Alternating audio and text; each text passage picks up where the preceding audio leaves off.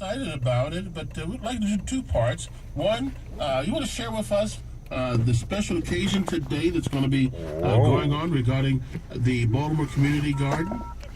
Oh, absolutely, and very much looking forward to being the White House, in my hometown today. So I'll be joining Secretary of Agriculture, Tom Vilsack, at Frederick Douglass High School, where we will unveil a new resource, a toolkit to help urban agriculture business people, entrepreneurs, be able to more effectively produce agricultural products.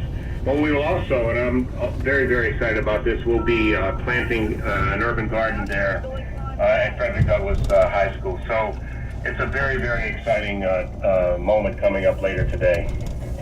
I gotta say that my staff here, we were talking, you're gonna have a celebrity chef also with you and the secretary too. A celebrity? Yeah, we are. His name is Kwame Onwuachi, and he was a contestant in season 13 of Bravo's Top Chef, and he owns a restaurant here in Washington, D.C. So he'll be with us, and then we'll also, of course, have students there who will join us as well as we plant vegetables and talk about the importance of nutrition in urban communities like around Frederick Douglass. This is so appropriate, Secretary, particularly this investment that's being made in urban and rural culture alike. What drove this to get the type of attention it's now getting?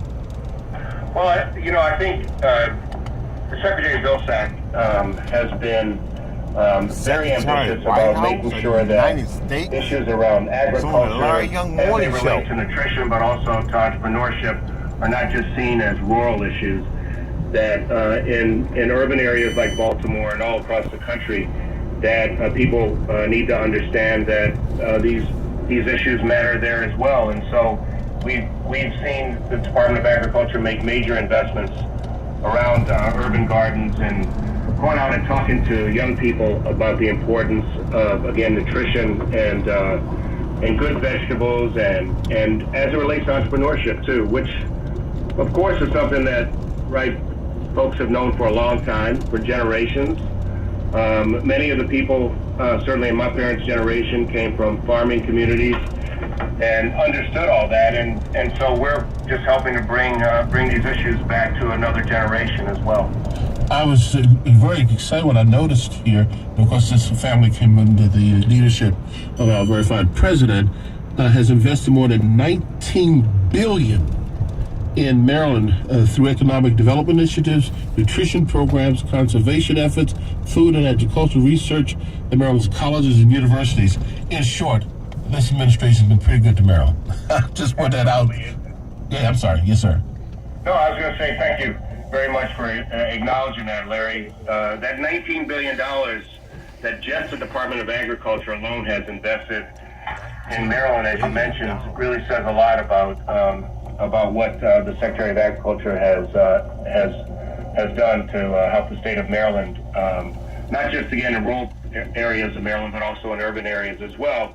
I'd also like to mention that between 2009 and 2015, the Department of Agriculture has invested over $1 billion in more than 40,000 local and regional food businesses and infrastructure projects to help drive job growth. So it's a very, very broad and innovative view of things. And again, family, to put it right in front of you, the Secretary of Agriculture is coming here to the city of Baltimore, to Frederick Douglass High School, and they're going to unveil more resources to help in urban agriculture and entrepreneurship. And Siv, I know that sets a real fine tone with you. Well, yeah, that's right up the street from where we're at. But in that area, that Frederick Douglass area, that's one of the areas on the west side that has a food desert. So to bring, the U.S. the agriculture in there to teach the students how to build their own fruits and vegetables and how to garden will hopefully help to end that food desert situation that they have to go through. So that's really an excellent point. And I remember when we were in Baltimore, several of the cabinet secretaries and I visited Frederick Douglass High School about a year ago, and we met with young people. The president's always very clear. We need to listen to what young people have to say to understand them and to understand their dreams and aspirations. And I was really struck by what one young woman, I think she was an 11th grader at Douglass, said about home ec. And I thought, home ec? There's still home ec classes? And she said, yes. And we still have home ec classes, and we just want to make those more meaningful than they are now. And so, whether it's about agriculture or even about technology, we need to make sure that that these young folks have opportunities to fulfill their imaginations and their dreams about the present and the future. I will make sure that we've covered as much of this as you would like to, Secretary, but I would also got to share with you that your recognition for this area is to be commended, but everyone who has a chance to know of your work commended the president for saying, this is the person I want to chair my Brother's Keeper Task Force. And I was noticing in the information that was provided to us that there was a report that food insecurity is among the stress factors for poor children. And I guess that's why you were asked to join the Secretary today in talking about this.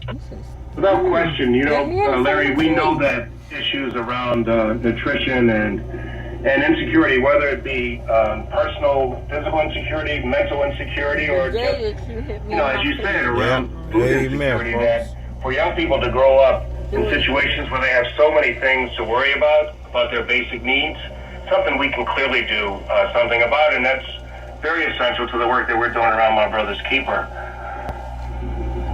Well, sir, this is Faraji Muhammad. I wanted to just ask you about My Brother's Keeper. I know that we've been hearing about this work. We know that the president recently met with some hip-hop artists. I want to first start with, though, if you can give an explanation or a brief synopsis of what My Brother's Keeper is all about at this point. Sure. So, not long after the Trayvon Martin verdict, and really all of the angst that created, the president decided he wanted to use the bully pulpit, but also his ability to convene folks from the private sector and also certainly within his government to do something at a presidential level that could impact the lives of especially boys and young men of color. So he started the My Brother's Keeper initiative here at the White House, and asked me if I would be the chair of that initiative.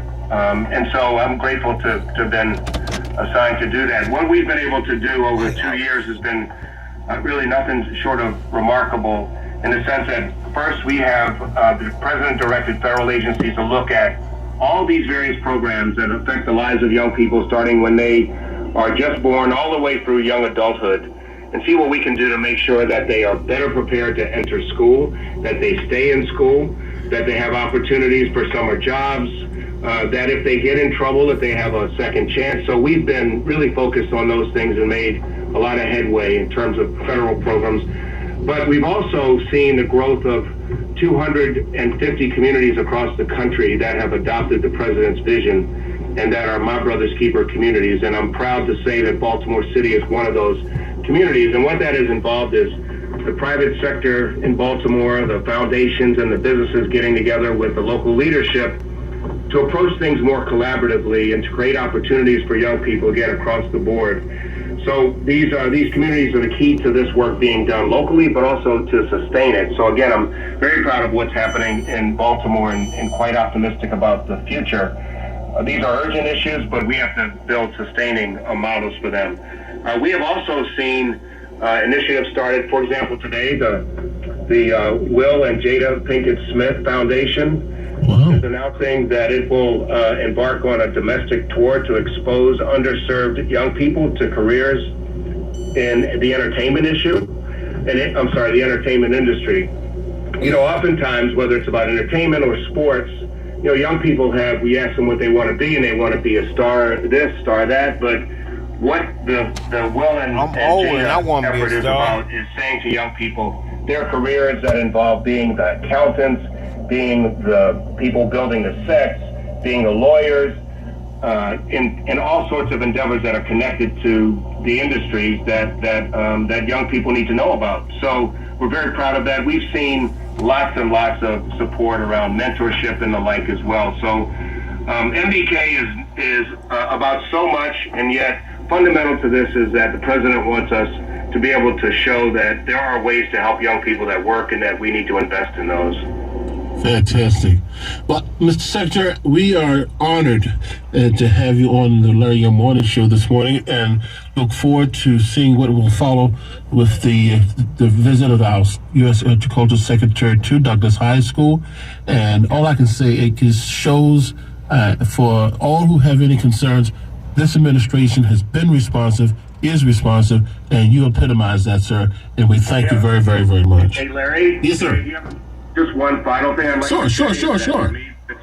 Is very personal. As you know, my parents met at Frederick Douglass High School probably about 60 years ago, and as a result of that, they dated, they got married, and 9 months after they got married, I was born. So this is very personal and meaningful to me today to be at Frederick Douglass for this great event. I can just see how that will certainly make you so proud. And we're just so honored to have you on board, sir. Nothing but the very best to you. Thank you for joining the Larry Young Morning Show. Thank you, Roger. Okay, Johnson, Mr. Secretary. Mr. Secretary. Thank you very much. Roger is fine. That's how he is. He's cool. You didn't call me Mr. Secretary, so that's good. He's cool like All that. right, thank you, brother. Hey, yeah, you know what, LY? And Yes. I know we talked to him in Baltimore. We actually have a My Brother's Keeper. That's what Right I'm here. saying. Yeah. One of the 250 in the nation. Yeah. So we have an MBK if you want to get more information. Big shout out to Glenn Love here in Baltimore, who is the coordinator for the MBK initiative. MBK Baltimore.org. You can definitely check out what we stand for. Invite him in next week. Oh, you just did. Good. We want you in next week. That's right. We're through that. All right. So we'll talk about the work, and I'm happy to be a part of that task force that's been convened for that. So big shout out to MBK Baltimore and MBK. That's good stuff, man. I agree. This is